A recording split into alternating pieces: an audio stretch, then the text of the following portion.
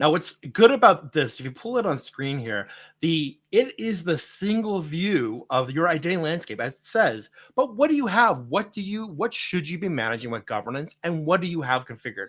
So, if you are have an Entra ID tenant, I highly recommend you look at the dashboard and see where you are on governance, right? And that's how you can start looking at how do I bring these controls to your organization. And we put an example here how you actually can sign up for the trial of these new capabilities. So you get this information, and now you can take actions because now you're aware of what things that you should be bringing governance to.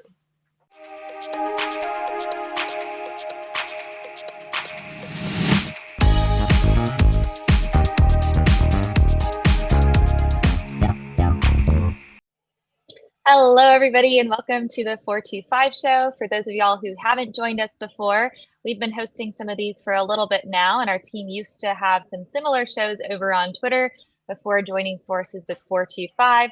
For those of y'all who don't know, 425 is the area code for Redmond, Washington, which is the headquarters of Microsoft. And the three of us here all work for Microsoft over on the identity team. If you also didn't catch the news, we recently rebranded from Azure AD to Microsoft Entra ID as well. So today we're going to be talking about Microsoft Entra ID Governance and some overviews of some new capabilities. But before we jump right into it, I do want to allow for Jairo and Jeff to introduce themselves. Thank you, Bailey. Jeff, Yeah, Jairo. hello, everyone. Yeah. Anyway, so thank you, Bailey. Thank you, Jeff. Super excited to be here. I'm Jairo Cadena, and I am a manager in the identity governance team in identity. And my team owns various services in governance, including entitlement management, access reviews, lifecycle workflows, guest governance, and others. And I am Jeff Kasmer. I am a principal product manager in our identity CXE team. So I work with Bailey, Mark, and others who are normally on the 425 show. But I do get to focus on the exciting world of Entra Identity Governance. So I'm happy to talk about it with Jairo today. Awesome. So to lead into it a little bit more, why are we talking about identity governance today? Yeah, that's a great question, Bailey. So I think as part of the security strategy that organizations have today, really we think of authentication, conditional access, but equally important is looking at the authorization pieces. So basically the question about who has access to what in my organization. Is there any lingering access that I have that put me at risk? And usually we overlook those authorization pieces. So that is super important and should be part of the whole comprehensive security strategy. And I want to add, the access assignment basically enables what a user can do, right? So when we think of security, we're talking about securing an environment, and usually we may think of authentication, right? But just as Jairo says, the authorization is just important. An account which has privileges is a target. So we want to manage accounts to make them have least privileges and be aware of what access is assigned and remove it when it's no longer necessary, so it's not a lingering access to be taken advantage of. And to clarify that point too, I know that for folks who've used Azure AD previously, which now Microsoft Entra ID, we've always had identity governance capabilities. So the concept of that being inside of the product isn't necessarily new. But I've heard there's been quite a few advancements that y'all are going to chat about today. So before we dive in, would you be able to give us an overview of what some of those advancements look like? Yeah, absolutely. So you're totally right, Bailey. With Entra ID and the Premium 2 capabilities, there were capabilities around identity governance. What we are doing with Microsoft Entra ID Governance is really advancing those capabilities, elevating them into a solution that orgs can look at and deploy for all their identity governance needs. So I think it is important to note that when we are thinking about that strategy that we were just talking about, and who has access to what is the biggest risk that I have in my organization, that would include a lot of capabilities from the core foundational capabilities that we already have in a Premium 2 subscription. But there's a lot more that can happen, and some of the things that we are adding into Entra ID governance It's all about extending your identity and access lifecycle with your organization specific processes for a better security posture. So it's how you can bring your own processes as part of the identity lifecycle when employees come into your organization, maybe when guests, business guests, vendors, contractors, suppliers come and need to collaborate with you in the organization, or how the access needs to actually be extended when maybe there's a request to a specific application or to a specific group that gives access to an application. So extending that identity and access lifecycle is one big ingredient of that. The second thing that I would say is that with Entra ID governance, you will be able to automate and make identity and access lifecycle easy. So you can automate based on, let's say, attributes that your employees have, maybe coming from your HR system or something somewhere else. You can make that process super easy. So extending identity and access lifecycle automation is another one. The third one that I would mention is that with Entra ID governance, we are extending and allowing governing access to all your applications, including your business applications. Typically, I've heard many customers talking about IT applications, things that we have for long time supported in the past. But what about my business application? What about my SAP, my other business application? So that is part of what we are going to be offering as well, not only across not only the cloud, but also across on premises, which is a very key, focus that we have for EIG. And then the last one, but not the least one, is going to be insights to help you meet your goals. And a very typical question that I have heard from customers is, okay, tell me where in my organization I have the most risk. What happens if this group gets compromised? I will have the most business impact. And sometimes you don't have that answer, right? So bringing these insights, bringing these reporting capabilities, bringing these, in many ways, machine learning capabilities that we are adding to the product will allow you to identify those gaps and basically improve your governance posture that will help improve your security posture as well. That's a lot going on and a lot of the benefits of the Entra identity governance platform. But I just wanted to recap because customers are familiar with the IG capabilities that we had in Azure AD before. So you may have heard me on 425 show and in Twitter and all the places talk about things like entitlement management for managing access requests and assignments, access reviews for reviewing or recertifying the existing access, and being able to use things like privileged identity management. Those are all existing features, but I'm really excited to kind of the next level. I've helped with many customers replace those traditional IGA with the Entra IG features or identity features. Now we're going on to that next level. How do we bring that automation, those insights in this ever complex world? So I'm really excited to talk about some of the new capabilities. Yeah, and I'm excited to hear about it. I do want to underline one thing that Jairo mentioned about this being something folks can leverage both on-prem and in the cloud. So a lot of the customers I work with are running hybrid environments. I think that's the case for a lot of large enterprise customers as well. So that's something to keep in mind that if you are in a hybrid environment, you can definitely use this as well. It's not something that's strictly cloud only. Something else that I do want to mention before we go into some of the slideware and the demos that y'all have today is that we are live for those of y'all who are watching. So we actually have some other members of our team, Mark Morzinski, Jorge Lopez, and Nick Ryder, who are monitoring the chat across LinkedIn, Twitch, YouTube, and checking to see what type of comments that y'all have left. So if you do have any sort of questions, please let us know, because then we can pose those to Jairo and Jeff and get those answered. So as y'all go and send out those questions, would y'all be able to pull up some of the slides you have and we can go through some of these topics a little bit more in depth?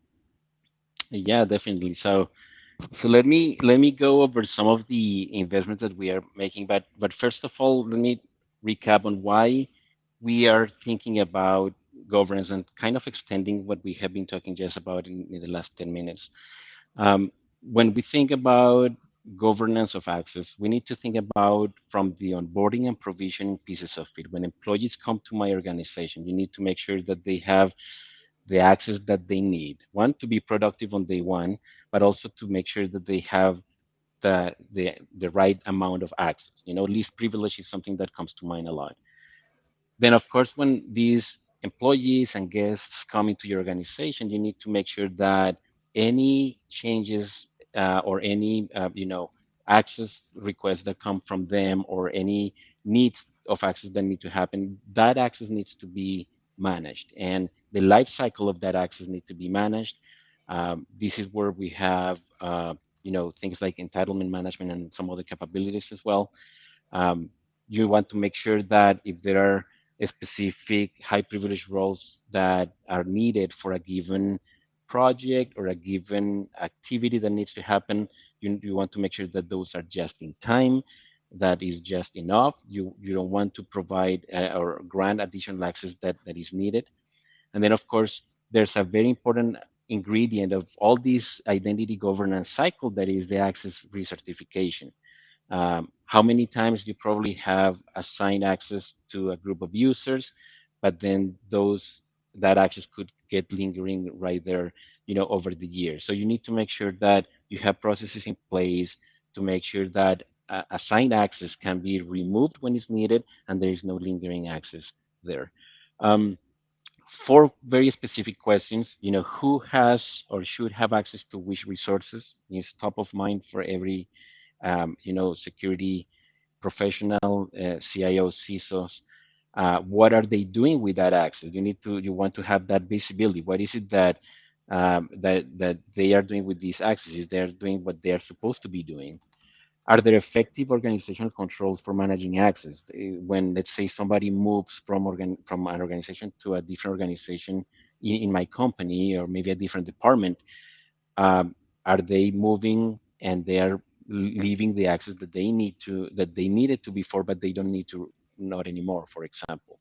And can auditors verify that the controls are working? When I need to provide a report to my auditor, and they ask me about who had access to this resource, who had access to that, and what they have been doing with that, can I very easily show that?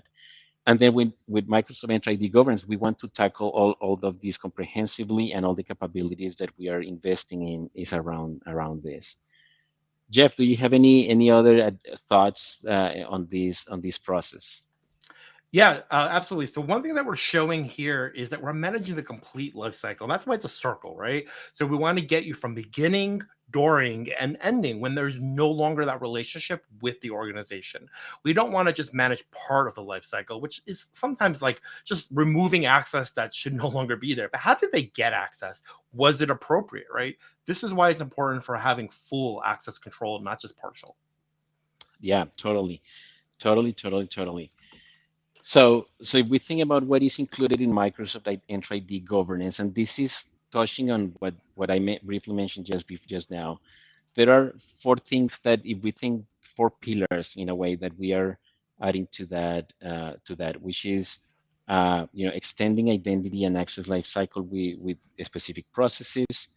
Here's where we will have things like entitlement management, custom extensibility, where we have features like lifecycle workflows to make sure that your employees get into day one productive in your organization.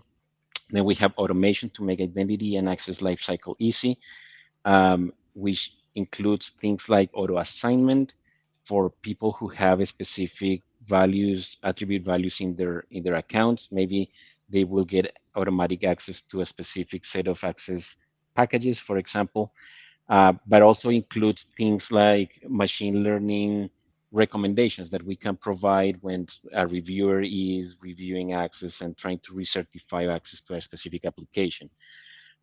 So we are in the backend, we are learning about the risk that we have around those accounts, those applications, and then providing some recommendations about that as well. Now, Mhm. And one of the going off of key that, I saw we had a question come in from Shirley about access reviews and how they communicate the process with recommendations. So Shirley wrote, "Hello there. We started using access reviews. How can we communicate recommendations to the process based on our experience?" Yeah, go ahead, Jeff. You're I was going going to. to So I was going to say access reviews is a great beginning because remember how I said managing that full life cycle? Access reviews is managing that components like reviewing to remove. So many customers do start looking at access review because they've been managing your traditional groups as they are evolving to manage more modern access controls like access packages. Now we can get the full life cycle. So if you're doing access reviews, start looking at those other quadrants of the life cycle. How are users requesting access or being assigned? Is it appropriate, and having things to automatically remove them versus just managing the access reviews. But you asked about recommendations, and Jairo was actually going to talk about a very cool feature later on that will highlight things in your environment and make some key recommendations on what you should be looking at next. We'll cover that later. Yeah. Jairo, do you have anything else? No, that's right on. So yes, so we'll touch on that. And by the way, those are one of the features that I'm most excited about when we think about how we can provide all those insights and put some very practical action in the action of reviewers that you can either approve or remove. And I'll talk about that in a few slides. Great. Um, And speaking of yeah. access reviews as well, there was one other question that just came in before we move on. So another user on LinkedIn was asking, on the access review front, is it possible to create an Azure access review of application owners? The reason being, we want to delegate app ownership for app credential management, and ideally owners should be able to self-review in case they've moved teams, for Yes. example. Yeah. Right. Yeah. That's a great question. So yes, so part of the investments that we are going to be doing in Entra Identity governance is governing the governance processes, and that means that you want to make sure that not only the access is as it is it is there that it has to be, but also that the approvers or the reviewers or the policies that have been assigned to a specific set of applications or resources or groups is the right one.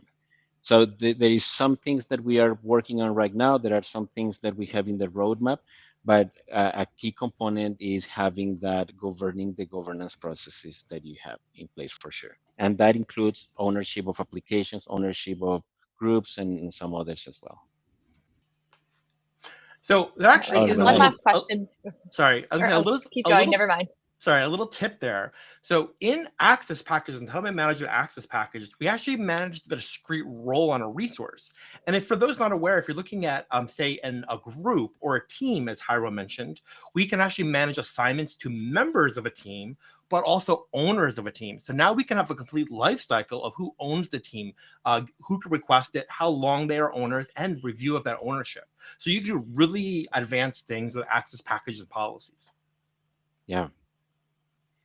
Okay, last question from Jim. How do we position Entra ID governance when customers are looking at SailPoint, Saviynt, or other similar solutions? That is a great question. So certainly Entra Identity governance would be the sufficient solution that you will need for all your modern access moving forward. Um, as we mentioned, we want to make sure that we have all the bases covered from all the comprehensive identity governance process that you have, the process that you have, but also all your applications on premises in the cloud, in different clouds, and that is part of the vision that we have as well. And I want to add Entra Identity Governance or the Entra platform is built on integrations and extensibility, right? So you'll find that for most customers, they can achieve their business goals, their requirements with Entra ID Governance, right? But there could be scenarios that you want to do something that is a little more narrow or very specific to your organization. You can look to partners and see how do you augment all the capabilities that you already have with Entra, right? So I would look at Entra first and then look at partners and integrations to see how you may want to extend that for your exact business scenario. Yeah, and I will talk a little bit about some of the capabilities that we have in that when we come to entitlement management extensibility, where we are working with partners to augment the governance, risk, and compliance processes that you may want, or additional checks that you may want to bring into your processes that may fit well a partnership that we may be working on. So, yeah, this is awesome. Are there any other questions in the chat, or okay, Not let me yet. move? So and keep moving forward. But if folks have more, feel free to pop them in the chat and we'll review them as they come in. Sounds great. Thank you, Bailey. Yes. So now the third pillar is again governance of access to all your applications, including business applications, which is something very critical that we want to emphasize very well across on-premises and in the cloud.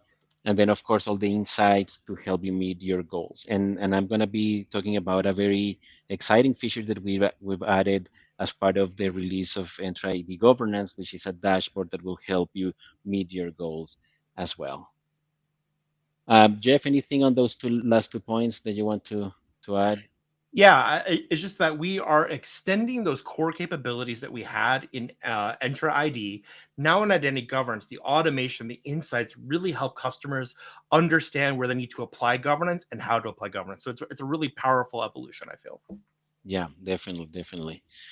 Okay, so let me jump into maybe some of the, like, if we think about, so we talked about the pillars, but if we think about the capability, the features that are included in Microsoft Entra ID Governance, certainly these are some of them. And we talk about identity lifecycle for employees. You know, when the employee or the full process when an employee joins the organization from your HR system to your Entra ID, and then what happens when all that, that provisioning happens, then all that is part of the identity lifecycle for employees. And then, of course, identity lifecycle for guests, meaning that if somebody is collaborating with you, maybe you have a business partner, business guest, supplier, a vendor, anybody who you collaborate with, having all those capabilities for self-service provisioning, for making sure that when that last access is removed, then that identity is removed from your organization. So all that life cycle is also part of that. Of course, we talked about access certification, where we support single or multi-stage access recertification for applications, groups, teams, and others as well. All the analytics and reporting for you creating reports that you need for your auditors and things like that as well. Entitlement management and access requests, so managing the life cycle of access requests, putting policies in place when access needs to be expired, when access needs to be reviewed. All that is part of that big capability. All the workflow policy and role management, making sure that we have the right checks in place. By the way, something that is very exciting as well that I will be talking in a few slides is the integration that we have with verifiable ID. And that is something that also you can incorporate into your processes, where you can make it that simple for maybe a guest onboarding into your organization or a project, uh, providing some of these capabilities. But I'll talk about that a little bit in a minute. And then, of course, all the provisioning and fulfillment from coming from systems to Entra ID and Entra ID to the different applications on premises and in the cloud. And then, of course, last but not least, all the privileged access and making sure that you manage just in time and just enough access, and having all the alerting approval workflows that are needed for this. All this is part of the capabilities that Entra ID Governance provides. And I just want to highlight on something. We talk about identity life. We talked about access lifecycle earlier, the big circle we showed. Identity lifecycle, every organization has, right? So this is typically what you hear is like the join when an employee, contractor, external entity joins the relationship with the company. I'm working with that company. I need to get identity provisioned. I need to get access provisioned, the join event. The move event is when they may exist in the environment, right? They're moving roles. Jeff was a gardener. He now becomes a cafeteria, or he becomes a senior analyst, right? Those roles are not the same. How are you having adaptive, automated ways of managing access? The move event, and then the leave event, right? Somebody has separated from the organization. Maybe they've retired. Maybe they've moved on to a different organization. How do I automate the cleanup of that access? Again, these are all actions every organization is doing, but now we can automate these with workflows, as we'll go into. So very exciting to see this new capability. Yeah, absolutely. I think Rafael has a question in the chat about access reviews, and maybe perhaps a comment. Please extend the not used in the last 30 days to not used in the last 90 days. it will be more useful for us to make the decision. And I think you provide some context on, may not be good enough for vacations, holidays, sick leaves, and all that, certainly.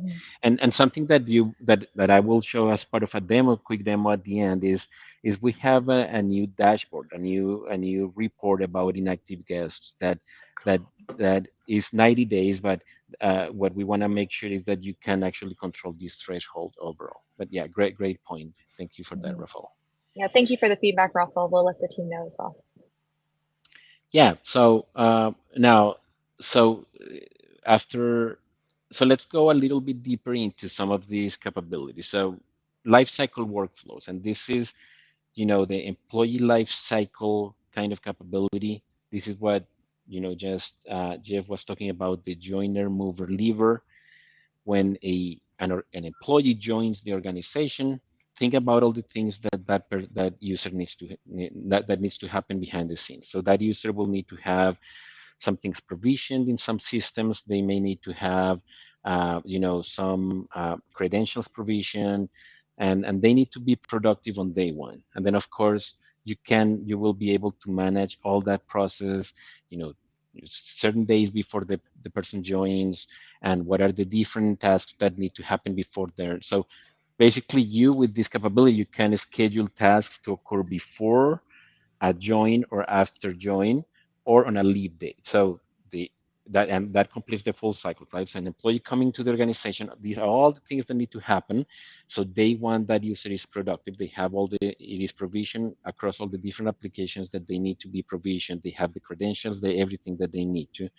And then at the very, very, very, very end, when that person goes and leaves the organization, then of course there should be a lot of deprovisioning tasks that need to happen. There need to be making sure that there is really no lingering access before even that account is deprovisioned from Entra ID and other systems as well. And then of course in the middle you have the life cycle of that identity. Now that person could change departments. Now, if that person comes into the finance department, they might need to be provisioned to very specific applications. That if now that person leaves that finance department, then of course it would be critical to deprovision that user from those critical finance applications. So this is the joiner, mover, leaver type of capabilities.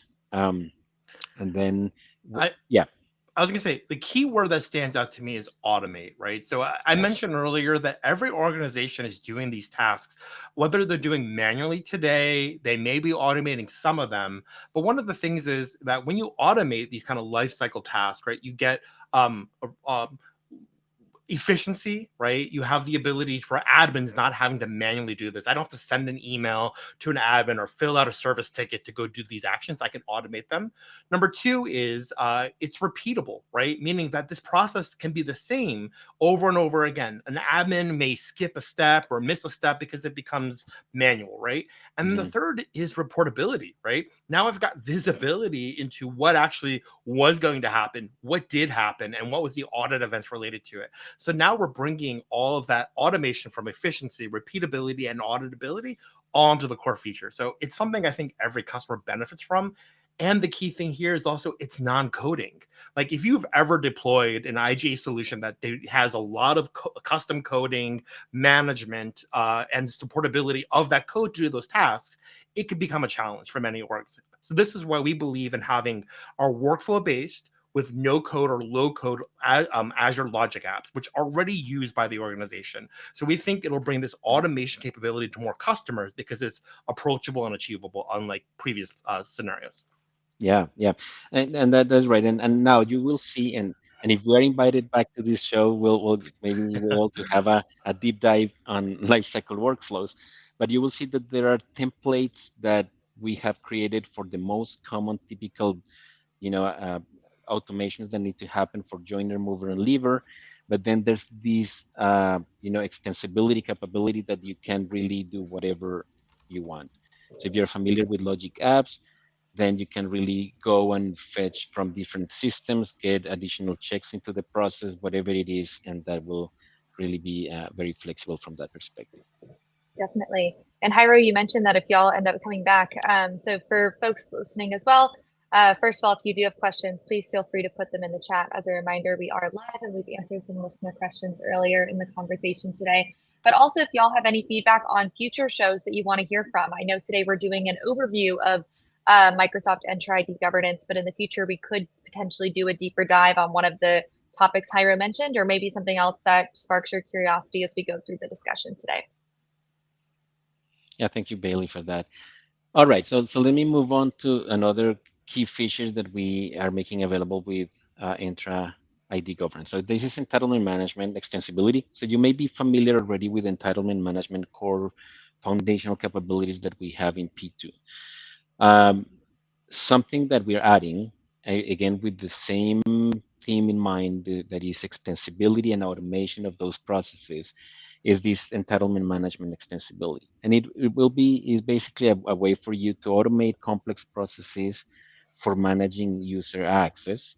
So think about lifecycle workflows as the way that you can automate and extend the identity lifecycle. So the identity gets into your organization, moves within your organization, different departments, and then leaves the organization. So that identity lifecycle is what we saw just now. Now this is about access. So now that person now perhaps have requested access to this project or to this business role or to this set of resources. How you manage the access and the life cycle of that access? Do you need, like core capabilities include, do you need approvers? Do you need a certain, uh, expiry time, or you may need some additional capabilities. Now with extensibility is now you will be able to add additional checks into the process, or you can say that after the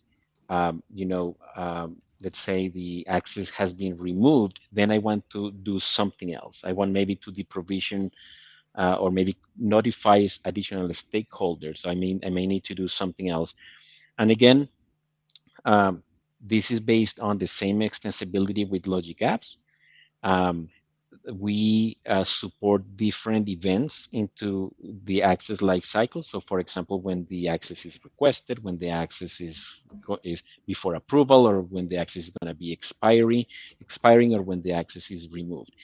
And and then there are some other events. But then you can now extend a different sections or different, let's say, parts of that life cycle. You can extend and bring in some of your processes. Something super interesting here is what I mentioned is before, is that we are partnering with additional vendors that may be um, specialized in a specific capabilities, and perhaps you want to bring some additional separation of duties checks, or maybe you want to have additional GRC, governance, risk, compliance checks and processes into the mix before you approve the message. Then that's the place where you want to do this. And I want to just highlight some interesting ways I've seen customers utilize this capability.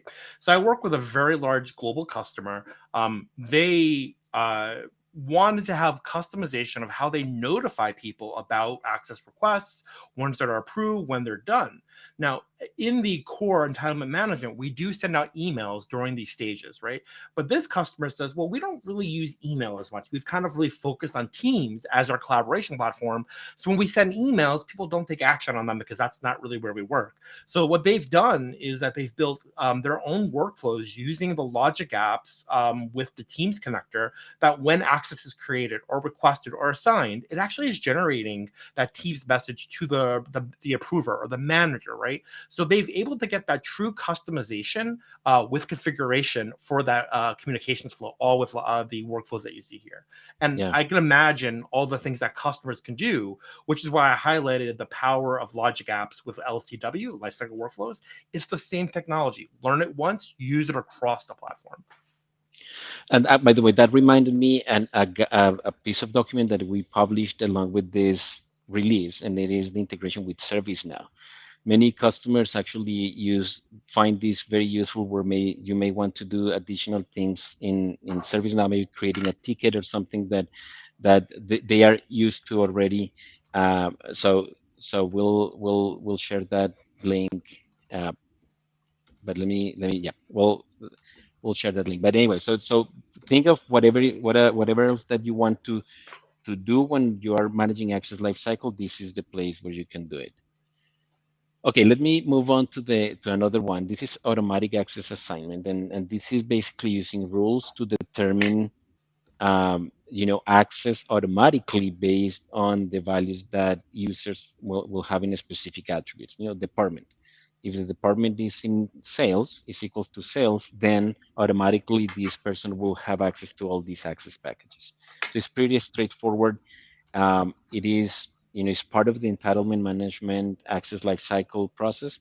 Is one of the policies, is auto assignment policy, and then you can just make sure that there are no human error, risks that can happen when assigning is just automatically happen based on attributes that the user has.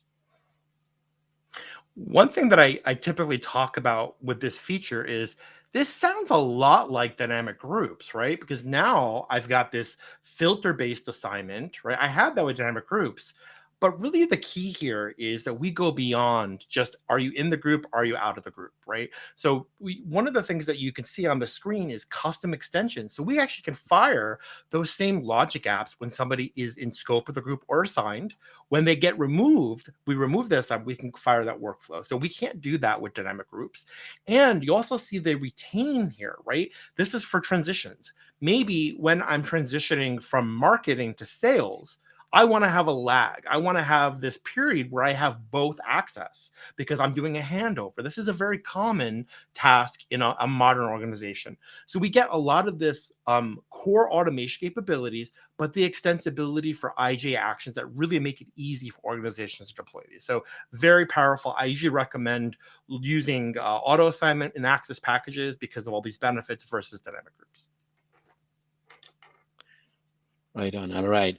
Okay. Well, another very exciting integration that we have made is bringing verified ID checks into the access lifecycle. So imagine that now you could have, it could be an access lifecycle or identity lifecycle. So let's say you have an external identity, a collaborator that wants to come into the organization.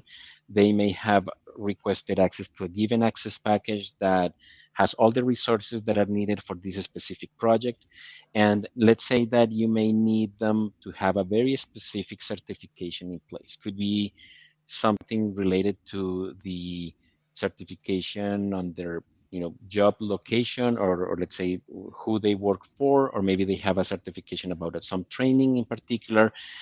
So with verifiable IDs, with decentralized IDs, now these people can come and maybe get the verifiable ID that certifies that they have completed that training, or they are part of this organization, and then present it at the moment of request of the access. So then automatically they can get access to that. Again, simplifying the process of somebody trying to request access. So no human needs to be there to approve the access, but maybe that is good enough. So this is super interesting. It's something that we're looking forward and see how customers are going to be using this at large scale. But we are very excited about this. One of the scenarios that I work with a customer on was that in their business, they have very strict requirements of which nations that they can actually engage with, right? So in the past, when they wanted to onboard a partner, they had to go through verification. Are you in what is the nationality of the person? Not just the company you work for, but the nationality of the worker themselves. So they're actually looking to utilize verified credentials as when they're onboarding those external guests through entitlement management, they actually are requiring a verified credential to prove or verify their nationality. And they're using that to say, well, maybe these nations will approve it, but these other ones, I'm sorry, we can't work with the people of those nations. So while the organization they're working with is the same, the individual mattered, and they were able to automate and integrate using verified ID for the right access management. Yeah. Yeah. And I think we have a question in the chat. Will access packages... Or if you want to read it, go ahead. Either way. Yeah, be extended to support all credential types. At the minute, it's only verify employee credential types. You're right. At the minute, it's just that. Yeah, the answer is yes, of course. So we're gonna be extending this to to a subset of credential types that make sense. As Jeff mentioned, the customers are kind of exploring this and how they are implementing this in the access lifecycle. So we will learn about that, and certainly we will include more of this for sure. All right. Okay. All right. So let me go fast on this one. So the other interesting capability that we have that provides that insight is being able to review and remove inactive users, and that is very typical in organizations. You'd be surprised how many inactive users you may have in your organizations today. So having a way that you can scope the review to focus on inactive users, and then having a process in place, then will allow you to be in a very good governance and security posture for sure. So this is something that we have added to access reviews. And then, it's pretty straightforward, but it's something that is very useful that customers have asked a lot for. Any additional thoughts, Jeff, on this one? Or No, I think this is a clear example of bringing insights from activity to drive actions, right? So very yeah, common use case. They came in. I don't know how active they are, if they should be there. Let's help you scope those access reviews appropriately. yeah. All right. So on those same lines, when we bring insights, we have these machine learning based recommendations in access reviews. This is to reduce what we call reviewer fatigue. So how many of you might have received a lot of review emails that you need to take care of? And then there's the risk of that reviewer fatigue, that you just approve automatically because there's a lot to approve for. Bringing those insights and surfacing all those things that may not be obvious to you as a reviewer, then will allow you to be much more efficient when you are certifying access. We have this specific algorithm that we have released just now, that is the user to group affiliation, and it is basically looking at how far the requester is from in the organizational structure, and that distance, calculating the group affiliation with the access package or whatever it is that they are trying to get access to. And if it has a low affiliation, then that will be surfacing into the my access portal review user interface, where the reviewer will be able to see that. And then of course they can do things like bulk approval and things like that. Like, yes, I agree with the recommendations, then I will approve, or I will review further a specific access, and then I will approve or deny. I like to call this the Sam Smith or common name problem. If you've ever been in a large organization, right, there are people with common names. Somebody may have requested to add Sam Smith to a group and they picked the wrong Sam Smith.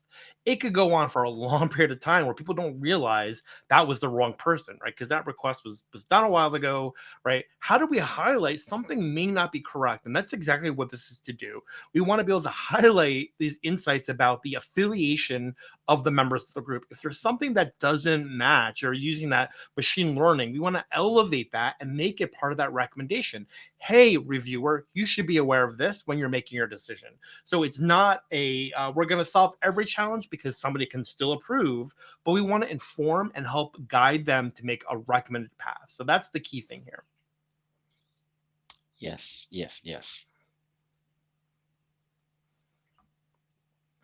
All right. So it sounds like we have another question, or I see. so the inactive users is pretty cool. Thank you so much for that. I'd like to see it for workload identities too. They can get missed when inactive. Yes, absolutely. Certainly. And there are, by the way, there are a few things that a few improvements that we're making, that where we are bringing workload identities to the governance processes, and just to stay put, there will be additional things that will come in the future that you might be very interested about. But yes, certainly workload identities could be a very central piece of risk. Like for those that you need to have a sponsor to that. You need to make sure that also all the access is governed in the same way that you have users. So yeah, for sure. Thank you so much for that. All right. Okay. And then let me talk about this feature as well that we introduced. That is the ID governance dashboard. And the idea with this is that you'll have a central place where you can see the landscape of your governance state in the organization, that you can identify gaps that you may have. Maybe you have some specific goals, and then how you can fill those gaps and get them towards those goals. Um, so instead of me showing the this slide, let me actually go and do something live, and I can show you this as a, and we can close with this demo. Um, so let me share my other Yeah. screen. I'm really excited about this feature because I've spent a lot of time with customers trying to help them understand their state of governance, right? I've looked at spreadsheets and exports and trying to make sense of really where they should focus. And we've taken that knowledge, and that's kind of what our CXE team does. We hear what customers need, what they would like to see in the products. And I work with feature teams like Jairo and others to help bring them into the product. And I think the dashboard, like he's going to show you here, brings those insights together with what we call actionable or glanceable cards to help drive action, because that's really what matters, right? The actions you take to bring more governance to your organization. Definitely. So this is the dashboard, and by the way, you can get familiar also with the navigation at this point. But basically, what you will be able to see is a set of glanceable cards that will focus on what is the governance state for your users accounts, for your guests, for your applications, and then your privileged access. And then you will be able to see your identity governance status as well, and you will be able to access to some tutorials. So actually, let me come back up here. Here you will be able to see, for example, in these glanceable cards, that by the way, by the minute, we're investing in improving all these experiences where you perhaps in the future, you will be able to pick and choose what are the glanceable cards that you want to focus on specifically. And then we have really, really, really, really exciting goals with this dashboard. So let's say in this particular case, we'll be able to see how many member user accounts were recently created. And then the focus here is how you can improve the operational efficiency of bringing those identities into your organization. How you can, like if you have not configured lifecycle workflows, how you can just do it and then bring those into a governed state.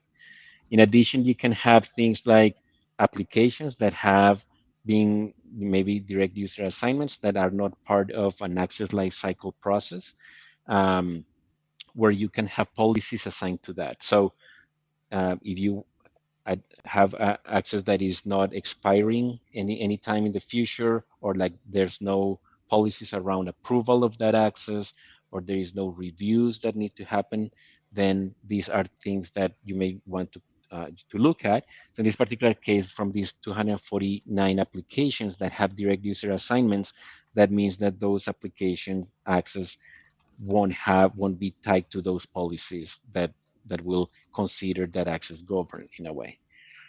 Um, Here you will be able to see also the same thing for guest users. So you want to make sure that, let's say, if a guest comes to your organization, that guest will be able to be in the umbrella of governance, to make sure that when that guest doesn't need access to any of those resources that they have been asking request access for, then now those guests can be removed from the organization. And I'll share in a bit the another capability that we have here. So that glanceable card, one guest user recently created. It sounds so simple, but I can tell you how many organizations that I talked to didn't even know they were bringing guests in, and that's the power of enabling the business to collaborate, right? So we want to bring awareness and having the controls and governance to bring lifecycle controls to your guests, but raise awareness to admins. Your business is collaborating. Let's bring governance to them. Yeah, absolutely. And then something that we want to be doing with this dashboard is actually linking and associating all these metrics and insights with reports and other insights that you can go and dive deeper into what the data is. In this particular case, the insights on inactive guest accounts, which is a preview report that we have launched along with Entra ID Governance, is part of that. So here's where the question that Rafael had before, 90 days without signing in, we want to start bringing, customizable capabilities to all this reporting where you can say, okay, 90, 180, 30 days, 60 days, whatever it is, and then have kind of insights around how all those accounts have been inactive, and then of course going and looking at the individual accounts as well.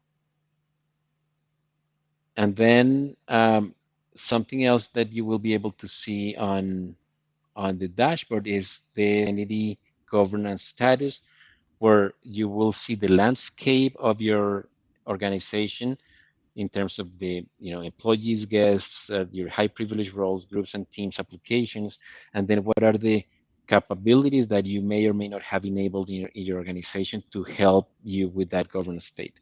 In this particular tenant that we have enabled all these capabilities, but let's say if you hadn't had, let's say, access reviews configured, then with a click of a button, you would be able to reach and configure access reviews from this point on.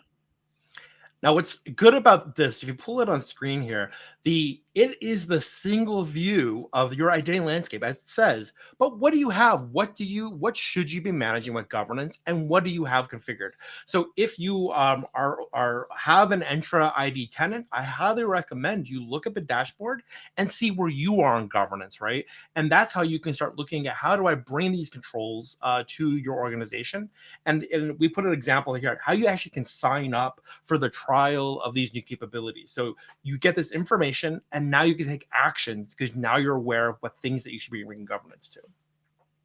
Absolutely, yes. So go today. Actually, you can just go to entra.microsoft.com or the link that is there, and then you can see for yourself. This is what I have in my organization. This is what I don't have, and even from there you can go ahead and also sign up for a trial and try it out.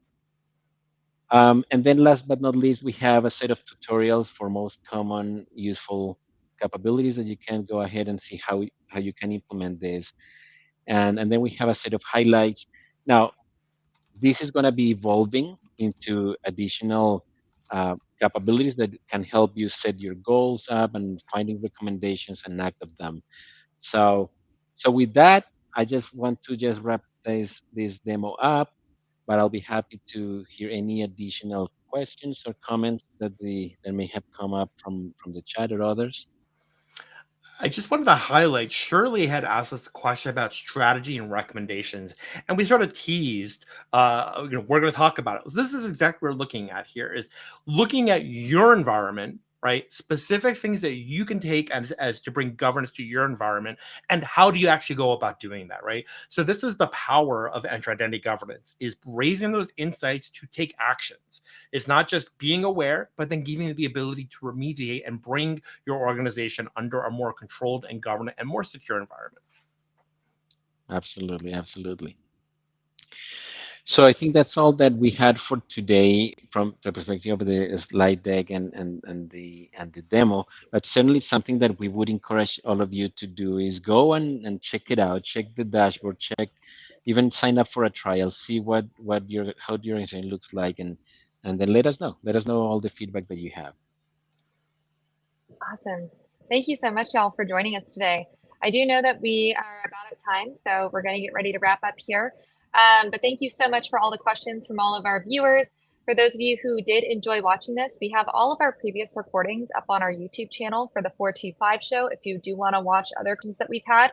Additionally, if you're curious about future shows, please feel free to like the LinkedIn page, share it out with a colleague who might find it beneficial. Also, if you do have any feedback on future shows or future deep dives you want us to host, please let us know so that way we can incorporate that feedback into what we build out.